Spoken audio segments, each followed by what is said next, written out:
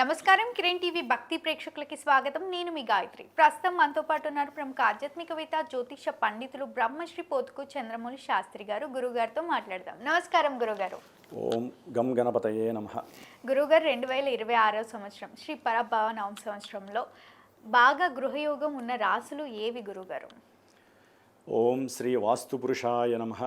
ఓం వాస్తోష్పతే ప్రతిజానీహస్మాన్ త్వా వేసో అనమీవో భవానః యత్వేమహే ప్రతితన్నో జుషశ్వసన్న ఏదిద్వ్యపదేశం చతుష్పదే. వాస్తుపురుషుని యొక్క అనుగ్రహంతో ఈ వీడియో చూసే వాళ్ళందరికీ గృహయోగం పట్టాలని మనస్ఫూర్తిగా ఒక గురువుగా నేను ఆశీర్వదిస్తున్నాను, పురోహితుడిగా. గురుగారు ప్రతి ఒక్కరి కళ అసలు ఇల్లు అంటే అమ్మా, మనకి చిన్నప్పటి నుంచి మనకి ఉన్నంత ఊహలో కూడు గుడ్డ అట్లాగే ఒక గూడు, ఇల్లు, అదే ఇల్లు అంటారు కదా. కూడు గూడు ఇల్లు బట్ట, ఈ మూడు ఉంటే మనిషి జీవితం ప్రశాంతంగా వెళ్ళిపోతుంది. సరే, ఈ మూడిటిలో ఒక రకంగా చెప్పాలంటే భోజన విషయంలో అసలైన అన్నం తినకుండా రకరకాల భోజనాలు చేసి ఆరోగ్యం చెడగొట్టుకుంటున్నాం. సరే, వస్త్రధారణ విషయంలో కూడా ఎన్నో మార్పులు చేర్పులు జరిగిపోయినాయి. వాటి గురించి మాట్లాడితే లేనిపోని సమస్యలు వస్తున్నాయి కాబట్టి నేను మాట్లాడినాను. ఇక ఎవరైనా ఏం చేస్తారు, సొంతింట్లో ఉండి మనం ఎన్ని వేషాలైనా వేయచ్చు, సొంతింట్లో ఉంచి ఎన్ని అరుపులైనా అరుచుకోవచ్చు, ఎన్ని గొడవలైనా పడవచ్చు, ఎన్ని శుభకార్యాలు చేసినా మనల్ని అనేవాడు ఎవడు లేడు. ఎవరన్నా ఏమన్నా అంటే దేనికైనా సిద్ధమే, ఎందుకంటే మన ఇంటి పేరు మన రిజిస్ట్రేషన్ చేసేసుకున్నాం. కాబట్టి గృహము అనేటటువంటిది అత్యంత యోగాలలో ఇది కూడా చాలా ప్రాధాన్యత కలిగినటువంటి యోగము. ఇందాక నేను చదివినటువంటి మంత్రము వాస్తు పురుషుని యొక్క మంత్రము.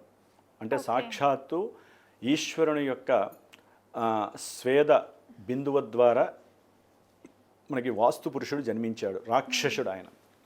మరి ఆ వాస్తు అంటే వసతి నివాసే వాస్తు, నివసించటానికి యోగ్యకరంగా ఉన్నటువంటిది వాస్తు అని పేరు. ఆ వాస్తు మొత్తానికి ఆ ప్రదేశం, అది భవనం కావచ్చు, చెరువులు కావచ్చు, పార్కులు కావచ్చు, మన భూమి మీద ఏ జీవి ఎక్కడ బతుకుతున్నా ఓపెనే. మనం అనుకుంటున్నామమ్మా ఈ సొంత ఇల్లు లేకపోతే అద్దిల్లు అని మనం అనుకుంటున్నాము. వాస్తు పురుషుడు మనం ఎక్కడైతే బతుకుతున్నామో వాస్తు పురుషుడు యొక్క శరీరం మీదే మనం అందరం ఉన్నాం. మరి ఆయన అనుగ్రహం కలగాలంటే జాతకంలో, జన్మజాతకంలో పూర్వజన్మ సుకృతాలన్నీ జన్మలో యోగంగా మారాలి. కొంతమందికి అమ్మ ఈ గృహయోగం అనేటటువంటిది తల్లి ద్వారా రావచ్చు, అంటే తల్లి తరపు బంధువులు వాళ్ళ ద్వారా ఇష్టపడి రాసేవాళ్ళు ఉంటారు. లేకపోతే తండ్రి తరపు ఆస్తులు కలవచ్చు, లేకపోతే తండ్రి రాస్తాడు కదా వీలునామా, చక్కగా వీళ్ళు కష్టపడకుండా రకరకాల ఎస్టేట్స్ వస్తాయి, వంశాచారంగా ఉన్నటువంటి పొలాలు వస్తాయి, అట్లాగే ఇల్లులు పెద్ద పెద్ద రాజ బంగ్లాలు వస్తాయి. కొంతమందికి ఏదో గవర్నమెంట్ ద్వారా వచ్చినటువంటి ఇల్లు కూడా వీళ్ళకి వచ్చే అవకాశం ఉంటుంది. అంటే గృహయోగం ఏ రకంగానైనా సరే వరించాలి అంటే జాతకంలో ఆ గృహానికి అధికారి అయినటువంటి కుజబలం ఉండాలి. జన్మజాతకంలో కుజబలం లేకుండా, అంటే కుజుడు యొక్క అనుగ్రహం లేకుండా ఎవరికి కూడా సొంత ఇల్లు ప్రమేయంగాని ఉండే పరిస్థితి లేదు. కొంతమంది ఇల్లు మారుతూనే ఉంటారు ఊరికి. కుజుడు గోచారంలోనే ఆయన కొన్ని స్థానాల్లో 3వ స్థానమనో 7వ స్థానమనో 12వ స్థానమనో జన్మ రాశిలో కుజుడు వచ్చినప్పుడు ఇల్లు మారే అవకాశాలు ఎక్కువగా ఉంటాయి.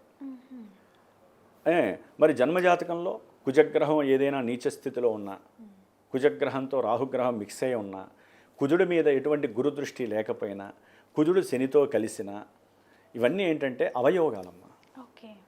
కుజుడు గనక వారి యొక్క జాతకంలో, జన్మజాతకంలో పుట్టిన సమయంలో సరిగ్గా లేకపోతే వారికి గృహయోగం ఎంత కొట్టుకున్నా ఉండదు. ఎందుకంటే నా జీవితంలో నేను ఎంతోమందిని చూశానమ్మా, ఎమ్మెల్యేలు కావచ్చు, పెద్ద పెద్ద పారిశ్రామికవేత్తలు, బిజినెస్ మెన్స్ ఉంటారు, చివరికి రియల్ ఎస్టేట్ చేసే వాళ్ళు ఉంటారు కదా, పెద్ద పెద్ద ఎకరాలు కొనేస్తారు, 100 ఎకరాలు అందరికీ అమ్మేస్తారు. అంటే వాళ్ళ జీవితం ఏంటి, ల్యాండ్ని చక్కగా విడగొట్టి అందరికీ కూడా 200 గజాలు 500 గజాలు అమ్ముతూ ఉంటారు. వీళ్ళు మాత్రం అద్దెంట్లో ఉంటారు, 2 లక్షలు 5 లక్షలు అద్దె కడుతూ ఉంటారు. మరి వాళ్ళు తీసుకోవచ్చు కదా అని నేను చాలాసార్లు అనుకున్నాను. అంటే ఎన్నో హోమాలు చేస్తూ ఉంటాను రియల్ ఎస్టేట్కి సంబంధించిన వాళ్ళకి వృద్ధి జరగటానికని. నేను ఎన్నో హోమాలు చేస్తూ ఉంటాను, దానికి సంబంధించిన వాస్తు యంత్రాలు అవన్నీ పూజలు చేసి ఇస్తూ ఉంటాను నేను. మత్స్య యంత్రాలని, వాస్తు యంత్రాలని, కుబేర యంత్రాలు, లక్ష్మీ యంత్రాలు, నరఘోషకి సంబంధించిన యంత్రాలు ఏదన్నా ఉంటే పూజ చేసి, అంటే మా శాస్త్రానుసారము, వైదిక శాస్త్రానుసారమే చేస్తూ ఉంటాను. మరి వాళ్ళకి ఎందుకు లేవు ఇల్లులు అంటే కుజుడు వాళ్ళని అనుగ్రహిస్తున్నాడు, ఓన్లీ వ్యాపార పరంగానే. ఉండటానికి మాత్రం ఆయన అనుగ్రహం లేదు. ఉండాలంటే గురుడు యొక్క అనుగ్రహం ఉండాలి. ఓకే.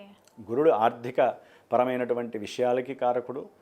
వివాహాలు జరగాలన్నా, సంతానం కలగాలన్నా, ఏదైనా విద్యపరంగా లోకజ్ఞానం కలగాలన్నా, ఉద్యోగాలు రావాలన్నా, ఒక గృహం నిర్మించాలన్నా, ఒక ల్యాండ్ కొనాలన్నా గురుడు ఉండాలి. ఎందుకమ్మా? డబ్బు లేకుండా ఎవరైనా ఏదైనా చేయగలుగుతారా? లేదు, ఏం చేయలేము ఇప్పటి రోజు. ఆర్థికపరమైనటువంటి పట్టు ఉంటేనే ల్యాండ్ అయినా కొంటాడు, గృహమైనా కడతాడు, గృహమైనా కొంటాడు. అంటే పెద్ద అపార్ట్మెంట్లు విల్లాలు కొంటారు చూసారా, వాళ్ళకి గురు మహర్దశో అంతర్దశో రావటమో, లేదా గురుడు జన్మజాతకంలో వారి యొక్క చతుర్థ స్థానంలోకి వచ్చినప్పుడు కానీ, గురువు యొక్క దృష్టి పడడం ద్వారా కానీ, లేకపోతే వారి యొక్క జన్మజాతకంలో గురుడికి సంబంధించినటువంటి అత్యంత యోగప్రదమైనటువంటి అంతర్దశలు జరుగుతున్నా వారికి చక్కగా ఆర్థికమైన లావాదేవీలు వచ్చి గృహాన్ని కొనేటటువంటి యోగము, పెద్ద పెద్ద గృహాలు కొనేటటువంటి యోగం కలుగుతుంది. ఓకే. కాబట్టి ఇప్పుడున్నటువంటి కాలమాన పరిస్థితుల్లో ఈ శ్రీ పరాభవనామ సంవత్సరంలో మరి కుజుడు ఆల్రెడీ నలిగిపోతూనే ఉన్నాడు రాహుతో కలిసి. అంటే భూగృహ కారకుడైనటువంటి కుజగ్రహము రాహుతో కలిసి 1.5 మంత్ నుంచి ఇబ్బంది పడుతూనే ఉన్నాడు. ఆయన ఈ నెలాఖరు వరకు, అంటే ఏప్రిల్ 1వ తేదీ వరకు కూడా రాహుతో కలిశాడు కాబట్టి కొంచెం బలహీనంగా ఉన్నాడని ఎన్నో ప్రాబ్లమ్స్ అమ్మా. ఈ కుజరాహులు కలవటం ద్వారా అసలు వాళ్ళు గృహం కొంటారా, ఇల్లు కొంటారా, యోగిస్తుందా తర్వాత విషయం పక్కన పెట్టండి. వారి జాతకంలో యోగం ఉన్నా, వాళ్ళకి ఆల్రెడీ స్థలాలు, భూములు, ఇల్లులు ఉన్నా అవి పరహస్తగతం అవ్వటం, వేరే వాళ్ళు ఆక్యుపై చేయటం, వాటి కోర్టు సమస్యలు, అన్నదమ్ముల మధ్య ఈ గృహపూపరమైన సమస్యలు, వీటి వలన అల్లల్లాడుతున్నారు. దేనికి? కుజరాహుల యొక్క సమ్మేళనం, కాలసర్పయోగ దోషం వారికి నడుస్తోంది. అంటే ఎవరైతే ఈ సమస్యలు ఎదుర్కొంటున్నారో, అట్లా కొంతమంది ఏంటంటే డబ్బులు పెడతారు. ఒక 10 లక్షలు భూమి ఉందనుకోండి, డబ్బులు పెట్టుంటారు ఆల్రెడీ 2 నెలల క్రితం. అదేంటి వాళ్ళు ఎత్తుకొని వెళ్ళిపోవటం. అంటే భూయోగం ఉంది అనుకునే లోపలే కుజరాహులు కలిసేసరికి ఆ డబ్బులు కూడా ఉన్నవి కూడా పోతాయి వాళ్ళకి. వాడు ఎవడో కనపడ్డు, ఫ్రాడ్. ఎందుకంటే కుజరాహులు కలవడం అనేటటువంటిది అంత మంచిది కాదమ్మా. అట్లాగే చక్కగా ఇల్లు కట్టుకుందాము, మంచి సీజన్ వస్తుందని చెప్పి చక్కగా అంతకుముందు వెళ్ళి చూసి వచ్చుంటారు. అరే మాకు 1000 గజాలు ఉంది అని చెప్పి ఎక్కడో. అది కాస్త ఏమై ఉంటుంది, వేరే వాళ్ళు వచ్చి ఆక్యుపై చేసేసుకొని గొడవలు, కోర్టు కేసులు వేసుకొని మేము ఏం చేసుకుంటామో చేసుకోపోవని అయిపోయాయి. కోర్టు కేసులో పడిపోయి అది ఎప్పుడు తీరుతుందో తెలియదు. ఇట్లా ఎన్నో అవయోగాలు కుజుడు రాహుతో కలవటం వల్ల జరుగుతోంది. నెక్స్ట్ ఏప్రిల్ నుంచి మే 10వ తేదీ వరకు. అంటే ఏ రాశుల వారికి యోగం లేదు అంటారు? ముఖ్యంగా అమ్మ ఈ కుజగ్రహ రాశుల్లో వృశ్చిక రాశి వారికి అధిపతే కుజుడు.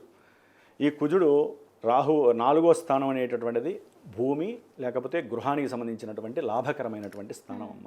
ఇది బలంగా ఉంటేనే వారికి ఏదైనా మీరు అడిగినట్టుగా భూమి కానీ గృహం కానీ కలుగుతుంది. గృహం అంటే ఒకటమ్మా, గృహయోగం అనగానే కట్టినీళ్ళు తీసుకునే వాళ్ళు ఉంటారు, భూమి ఉండి కట్టుకునే వాళ్ళు ఉంటారు, ఏమీ లేని వాళ్ళు భూమి కొనాలి అని కూడా ఉంటారు కదా. వీటన్నిటికీ ఒకటే కుజుడు. కాబట్టి వృశ్చిక రాశి వారు భూపరమైనటువంటి గృహపరమైనటువంటి కోరికలు ఉన్నా సరే అనుభవించలేక, అనుకూలత లేక ఇబ్బందులు పడుతున్నారు అని చెప్పుకోవచ్చు. నెక్స్ట్ ధనస్సు రాశి వారు ఏప్రిల్ నుంచి మే 10 వరకు కూడా ఈ పరాభవనామ సంవత్సరంలో 2026 సంవత్సరంలో చాలా యాతనలు పడే అవకాశం ఉంటుంది ఈ భూ సంబంధిత గృహ సంబంధిత విషయాలకి. అట్లాగే కన్యారాశి వారు కూడా ఇబ్బందులు పడుతున్నారు.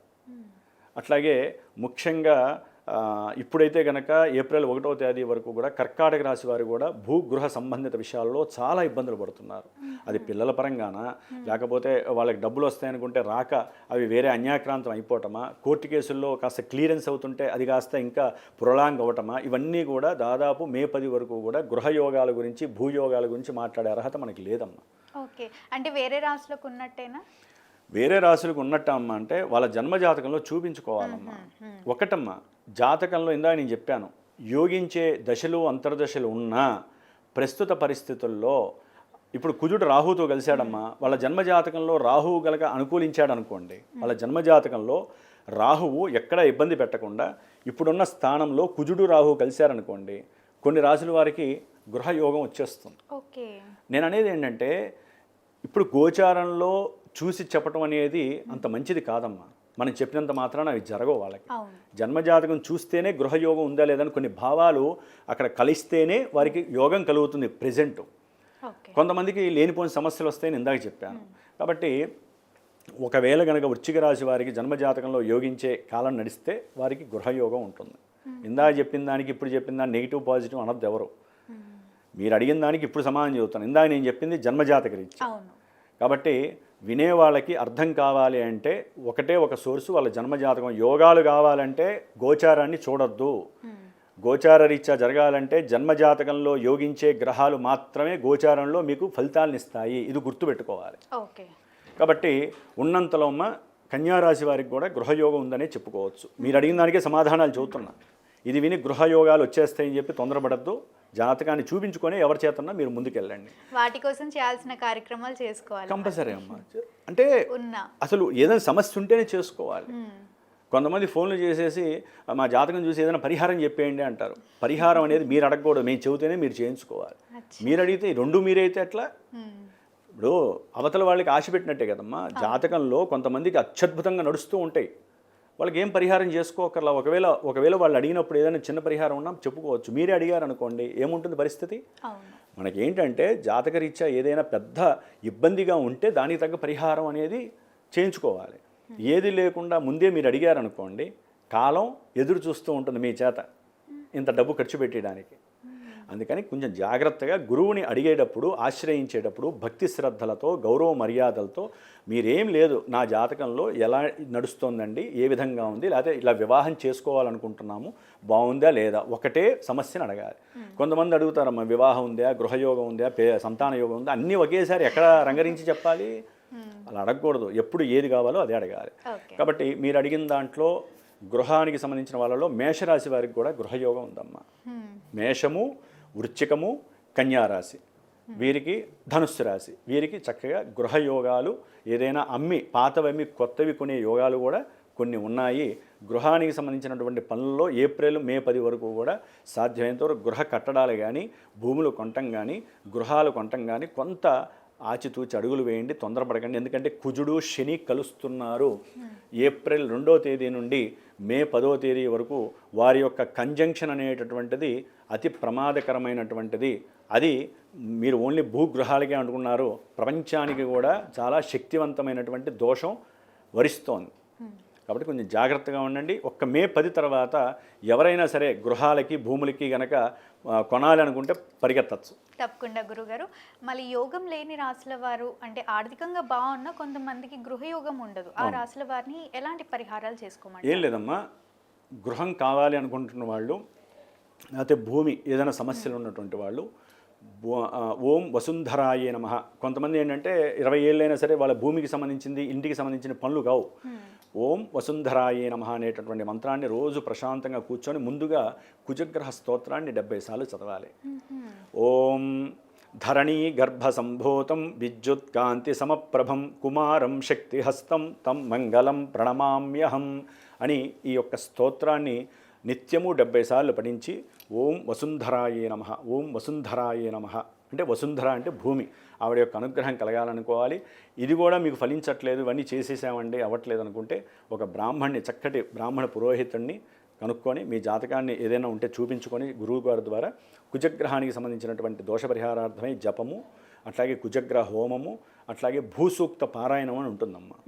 భూమి కానీ గృహాలు కానీ భూసూక్త పారాయణము, వాస్తు పురుషుని యొక్క జపము చేయించుకొని చక్కగా ఇవన్నీ హోమాలు కూడా కూర్చొని యజమాని చేసుకున్నట్లయితే తప్పకుండా ఒక 70 రోజుల్లో రిజల్ట్ కలగడానికి అవకాశాలు ఉంటాయి. తప్పకుండా గురుగారు. 2026లో గృహయోగం ఉన్న రాశులు ఏంటి, గృహయోగం లేని రాశులు ఎలాంటి పరిహారం చేసుకోవాలి అని ఎంతో చక్కగా తెలియజేసినందుకు ధన్యవాదాలు. శుభమస్తు.